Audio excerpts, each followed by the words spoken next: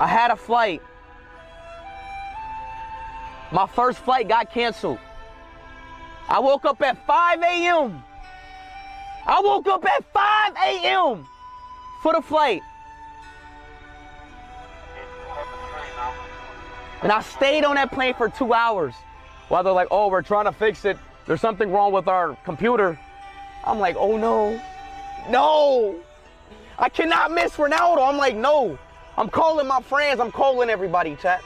I'm trying to make this happen. I'm trying to pull up to this Ronaldo game. This is a knockout World Cup game in Toronto. So boom, I get a jet. I get a private jet.